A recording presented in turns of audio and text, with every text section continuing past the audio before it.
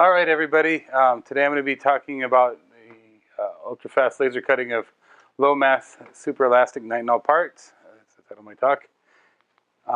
So the question that we had, and we wanted to develop a process, is how can you take small diameter nitinol tubing and cut it up into really small parts? You know, what constraints are there in the process? You know, what are the concerns when you use a laser to cut up a small tube like this into parts that have very small mass and therefore very low thermal heat capacity, so a little bit of energy raises them in a hurry, and temperature. Why would we choose to use an ultra-fast laser over other laser technology to do this work? What I really mean when I say ultra-fast laser, it seems to be one of those topics or names that gets thrown around a lot, but you know what's really needed to be called ultra-fast with regard to the physics of the process. And then finally, we use DSC to characterize these parts, especially for their thermomechanical properties. And why do we do that over other methods? Try to address those during this talk. So let me introduce you to our test coupon here. This is cut from a small tube diameter, less than 0.5 millimeter in diameter. It's SE508 nitinol. The part length's around 1 millimeter. The tubing wall is less than 100 microns thick. It consists of a radial cut, 2 axial cuts, and then a radial cut to cut the part to length. And the laser process should not change the thermomechanical properties of the material. That way we can use the thermomechanical properties of the incoming feedstock and the tests on it to say that this is what the performance of the parts will be after the laser processing is done. So if we look at what we have to do to make this process work, we have to have a cutting process that cuts fast enough to make parts that are economically viable. This means that we're getting a part every few seconds. You can't use water. Water is used a lot in laser cutting and nitinol because it does a lot of things for you. It lets you protect the back surface of a tube. Without water, you have the potential to cut through the tube and then cut through the second side of the tube, creating what we call overburn. And also, it can act as a thermal sink. If you have a lot of water present, water's got a high thermal mass, and also the fact that it boils means that you're not going to ever really raise the temperature over 100 C, and probably not come anywhere close to that for most tube cutting operations that use water. Again, these parts are really small, so if you use the laser technology that created a molten nitinol, which we would call dross, there's no way to post-process the parts to remove that. You couldn't put them in like a tumbling media to tumble the dross away, or process with a file or something like that. It just would be impractical. And then to try to take one of these parts and put it on an instron or something, wouldn't be practical. So you couldn't really test them mechanically easily. So let's talk about ultrafast lasers here and what they are. So if we look at or why we use them, if we look at an ultrafast laser, it condenses the interaction down into small volumes, X, Y, Z in time. So you get X and Y. I'm going to call those the dimensions of the focal spot that you focus down to. And then Z and time are kind of conflated together. If you look at the length of the pulse train, when you focus, or when you look at the laser that's coming out of that, if you had, let's say, a nanosecond pulse, the pulse train would be about 1 foot long. That's how far light goes in a nanosecond. It would be about 30 centimeters. And a picosecond is a 10 to the 12th. So we're talking about light that's around 10 to the 13th, 10 to the minus 13th of a second long. That would be about 100 femtosecond pulse, or maybe 4 times that. And once you're down there, instead of the light being 1 foot long or longer if you're using a millisecond pulses, where it's kilometers long, you have a light packet that's coming in that's about 30 to 120 microns long, depending on how short of a pulse width you can get. So how do you make an ultra-short pulse? And I define ultra-short as less than 3 picoseconds. There's some laser architectures you can get that are around 7, 8, 10 picoseconds that don't use a scheme. But to really get to these physics, you have to use a process called chirped pulse amplification. And so a chirp is where you take the spectral content of a pulse and you spread it out in time. So it goes from a longer frequency to a shorter frequency, or it could go vice versa. And so when you use, this is kind of a master oscillator power amplifier with the CPA in it. So you have a short pulse that comes out of an oscillator. Pulses are typically coming out of the oscillator about at 40 megahertz. And they're typically the pulse width that you want the final pulse to be, but they're very low energy. They're tens of nanojoules. And typically to do machining, you want tens of microjoules to millijoules. So to try to directly amplify that low of an energy pulse up, if you try to do that in an amplifier without stretching it out using the CPA, you blow your amplifier up. The light would become too intense in the amplifier and it would damage the amplification medium. So we do this chirping or stretching of the pulse. So you take this 10 nanojoule pulse and you run it through a set of gratings that takes it from the 100 to 400 femtoseconds or picosecond up to 3 picoseconds, whatever your oscillator is putting out. And you take it and you put the chirp on it and then you amplify it. So you can take it from around 10 nanojoules up to several tens or hundreds of microjoules typically. And then after you've got it amplified, then you can take it and you can run it back through a compressor, which is essentially the same as a stretcher, but the gratings are reversed and the geometry is a little bit different to handle the higher power.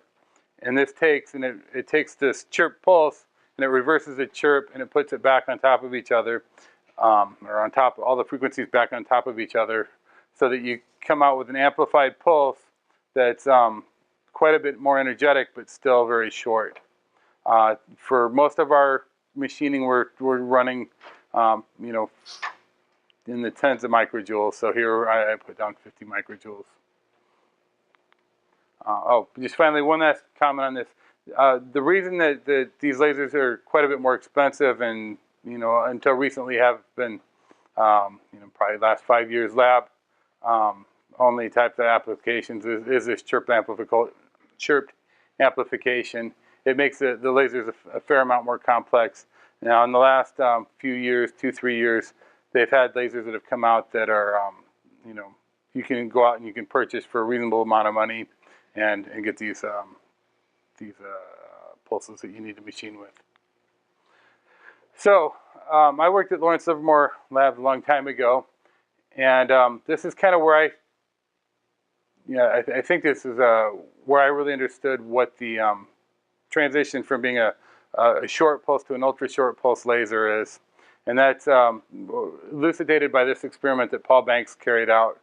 So what he did was he took a laser that we had there at Livermore, and he drilled through different thicknesses of material.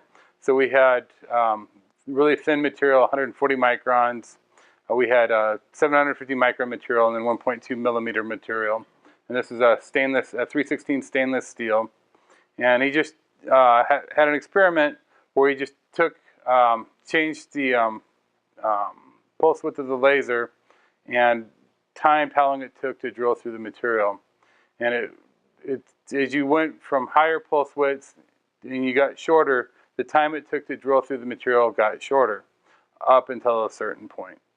So for this experiment, it's clear, I guess in the shorter pulse, or thinner material, it drilled through quickly in all cases. But for the thicker material, there was a flattening of the curve right around 2 picoseconds, which is right in this area here, which points to a real change in the physics of the process. So this is kind of one of the first experiments I saw that really showed the transition from being, a short pulse to being an ultra-short pulse. And this has to do with the electron lattice coupling. So the laser comes in, couples into the electrons, and then it transitions to the lattice, and that happens around the 1.5 2 picosecond time frame. So anything shorter than that, it's not gaining a whole lot, except for you have to go to more complex lasers and optics to make it work. So that's why, you know, around the 1 picosecond is where we like to work. So this is a kind of a classic comparison of what the industry has shown as the differences between longer pulse laser machining and shorter pulse and ultra-fast or ultra-short pulse laser machining. So for the long pulse laser machining, they have this kind of crazy graphic that shows a melt zone, micro cracks, shock waves, heat affected zone, all this recast and melting and things like that. And then they have this other graphic that shows no melts, no micro cracks, no shock waves. It says a hot, dense electron soup here on the diagram, and it says no heat transferred to the surrounding material, which you know, I guess to first order you maybe can claim this, but my experience is that the ultrafast results in non-negligible heat transfer to the part. It doesn't get the melting that you see there, but you can certainly get the parts awfully hot. So what variable is important when we look at laser machining? So one of the first things that we look at is fluence, and that's a combination of a few things. It's the energy that's in the pulse that's being delivered to the surface. And then we look at F number, which controls the focus spot size at the surface, and the depth of focus. So a smaller F number gives a smaller spot size and a smaller depth of focus. You can see the top right here is the focal length, and then we have a lens, and it says the aperture or beam size there. And it turns out that the F number, as I said, is the focal length divided by the diameter of the lens. Or the diameter of the incoming beam, I should say. You can't use a bigger beam than on the lens. So the shorter the focal length and the bigger the diameter going into the lens, the smaller the spot size. That's shown in the second equation there. The 2W is the diameter of the beam, and the other things that are important are the wavelengths of the light there. So we typically use 1 micron light for this, so that would be constant. So fluence for our lasers is the 2 times the pulse energy divided by the area of the 1 over E squared of the beam. We have a factor of 2 here because it's a Gaussian beam. If it were a flat top beam, you could get rid of the 2. Making a flat top beam that has any kind of depth of focus is impossible. So we typically use Gaussian beams because they're much easier to deal with. And then finally, when we look at laser machining, we have the pulse energy and how tightly we focus the beam. And then we can control the amount of power that's delivered and how quickly it's delivered by increasing the repetition rate of the laser. So that's measured in hertz. And typically for these lasers, it's in the hundreds of kilohertz to megahertz for most of our modern machining applications. So where could the heat come from for ultra-fast ablation? So we get laser absorption. Here, you know, we want the material to absorb the laser because we want it to get really hot and be removed. But it turns out that not all of that laser absorption gets turned into material removal. Some of it does get lost as heat into the part. This can come from either having the wings on the Gaussian beam or interactions with the previous material coming off, scattering the laser energy to where it gets absorbed by the part but not into the ablation process. You have a hot plasma that's coming off of the surface. So once you start cutting into the surface and you actually have walls, this plasma has to expand up through. If you have a really hot plasma coming up through a very narrow structure, there's a large chance that you'll get energy transfer into the part from that. And then also, we said that there was claimed that there are no shock waves, but clearly I'll show evidence that there are shock waves and other things that can interact with the material. So where could the heat come from? So if we look at the Gaussian wings, this is a nice little diagram I stole from this, or borrowed from this paper, Lasers in Engineering, by Darvishi. It shows 3 different possible places you can work.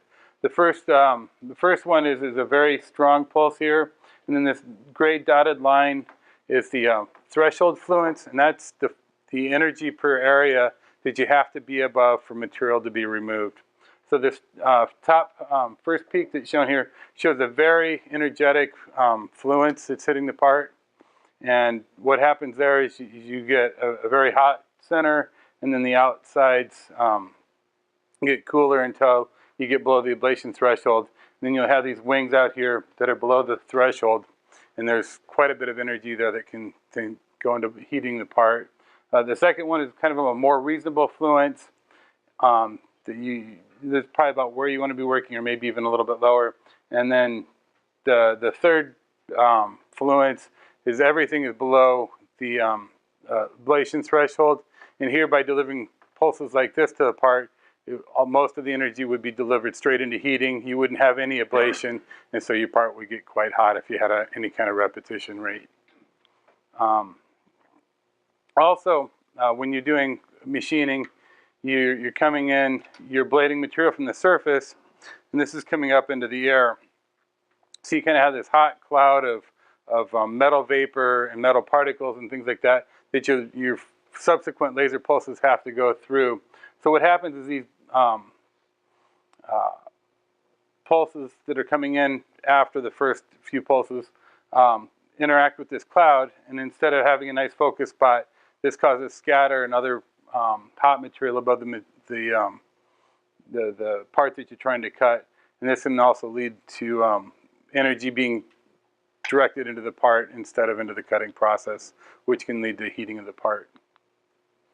And then we talked about aspect ratio. So if you use a really small diameter pulse, you get a narrow trench here, and then as you ablate into that, this material at the bottom of the trench turns into a plasma, and it has to expand up to the top of it. And the narrower that is, and the longer it is, that's a larger aspect ratio. The more chance that plasma has to interact with the side walls going out. So having a high aspect ratio is good for having a very narrow curve and preserving material, making small features. But it does work against you in that it gives a much higher opportunity for that plasma to redeposit energy and material back into the part that you're making. And also, having it go up there, it's much less energetic once it gets to the surface, and that gives it a larger opportunity to interact with the beam and have more debris there to, that's hard to work with. So a higher rep rate will exacerbate that effect also. So let's talk a little bit about plasma interactions and shock waves. So I worked with Sasha Rubinchik at Lawrence Livermore Lab, and this is a slide that I presented before. And he used a code there that's called Hyades, and this is a radiation hydrodynamics simulation software that they developed that looks at energy impinging on a surface, and then what happens after that energy hits the surface, and how the material reacts. And so we have 2 different things that are listed here. We have the red plot, which shows the temperature of the material, and then we have the blue, which is the dotted lines is the 50 picoseconds after a pulse is delivered, and the solid blue is 100 picoseconds afterwards. So the dotted line on the left at 0 shows the surface of the material, and a negative on the x-axis is above the surface, and positive numbers into the surface are deep into the metal. And what we can see is that above the surface that we have a plasma that's sitting about between 4 and 5/10 of an electron volt of temperature. And electron volts are kind of a weird thing to most of us. But if you look at an electron volt, it's about 10 or 11,000 degrees Kelvin. So 4 to 5/10 of an electron volt means that you have material that's just floating around there that's really hot. So it's about 4,000 or 5,000 degrees Kelvin, which, you know, if there's any amount of it there, it's going to be a big thermal mass that can transfer energy into your part. The other thing that we see here is we see significant shock waves going into the material. So if you look at the density, so this is aluminum. So aluminum's density is usually a little bit over 2.5. And we see shock waves that are driving it up, the density of the material well over 3 grams per centimeter cubed. So it means that we're getting a significant shock driven into the material each time a pulse is delivered onto the cutting surface. So there's clearly both plasma here that's heating the part and shock waves that are delivered into the part. So claiming that those things are non-existent isn't really factually accurate. So this is how our experiment kind of worked. We had a 400 femtosecond 1 micron laser. We put it through a beam expander, a lens, a nozzle that we were passing argon into, and then we rotated and translated the nitinol tube here. The beam had to be well centered, which means that it came in radially on the part and cut right to the center of the part. So our experimental ranges that we saw in this experimentation was we went from 10 to 40 microjoules. We used the laser at either 100 or 200 kilohertz, and we used F numbers of around 16 to 33. So this is kind of the first experiment that we tried to do this process. We just went and cut the tube, and we started out with the laser at full repetition rate, and we used our normal kind of lenses and stuff, and we had a really small F number, so we had a really small focus spot on this. And it turns out that when we did this experiment, that we went from a base material, which you can see is a solid line here, of a pretty normal cold worked SE508 material, to a material that's highly annealed, as shown by the dotted lines. So there's no R phase left. We just go in the fully annealed sample from austenite to martensite, where normally you go austenite to on cooling, austenite to R phase to martensite. So this is a process that was really annealing the parts, getting them quite hot. To do this in a furnace, you usually put it in a furnace that's around 800 degrees C for probably 10 or 15 minutes to do this. So we're likely exceeding those temperatures by quite a bit here, but for only a few seconds, because when I first did this process, I didn't have a great part catcher, so I was catching the parts in my hand, and they'd hit and they'd be really kind of scald my hand. But since they were so low mass, about 0.5 milligram, they didn't really burn me. They just kind of like feeling hot splashes of water or something on your hand. It was annoying, but it was kind of interesting. But it was clear that we were getting them much hotter than we wanted them to be. So we started to do some experiments, and what we did, first thing we tried was well, let's just turn the repetition rate down and the pulse energy up.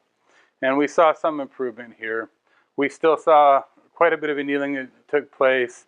The austenite to R phase transition was still around -46 C, which is shifted a long way down from where it was in the base material, where we saw our first transition at -7 C, the austenite to R phase. And then, essentially here, this is a step in the right direction, but we were still getting these parts really hot. So what we did to reduce heating further is we changed the F number by raising it from 16 to 33, which made a much bigger spot with a larger depth of focus on the material. And we showed here that we were able to significantly reduce the amount of heat that we put into the parts, although it still was slightly annealed.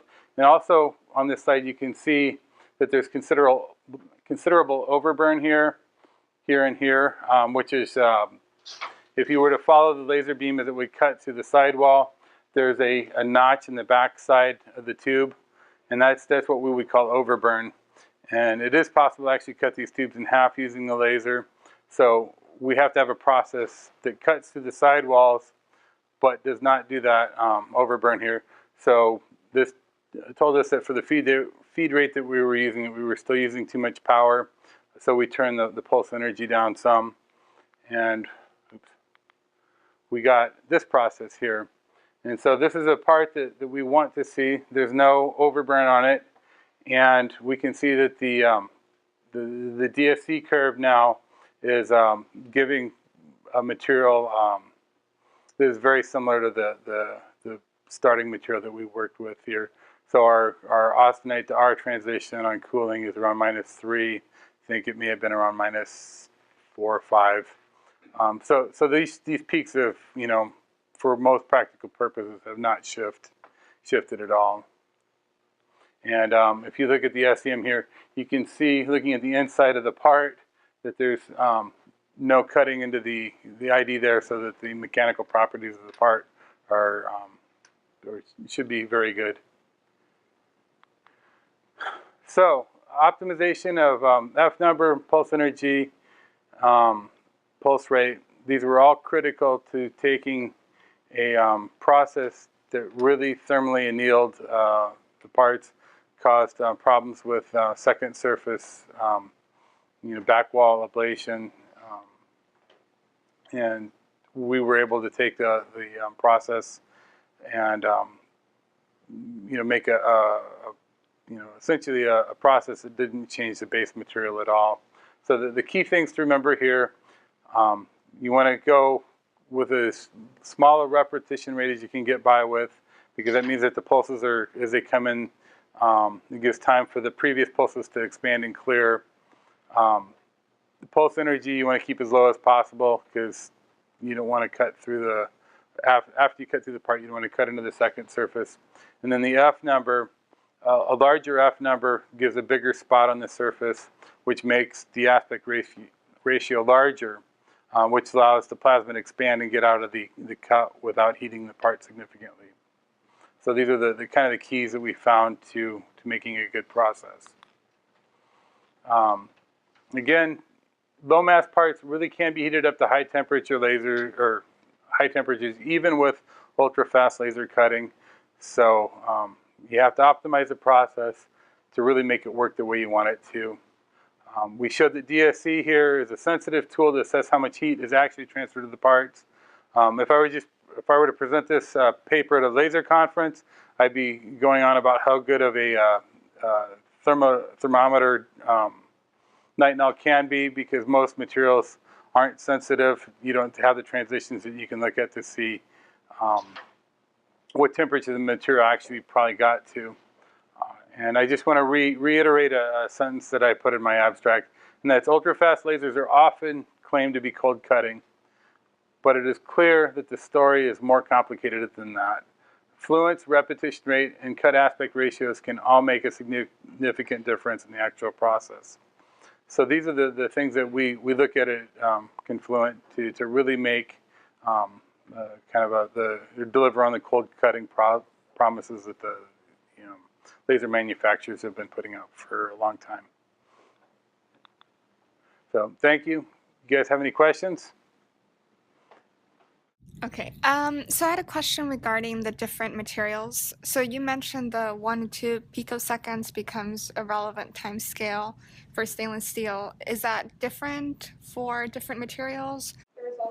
There's also when you talk about the transition from being kind of short to ultra short pulses, or having an ultra fast laser process, the electron to lattice transfer times are pretty similar for most materials.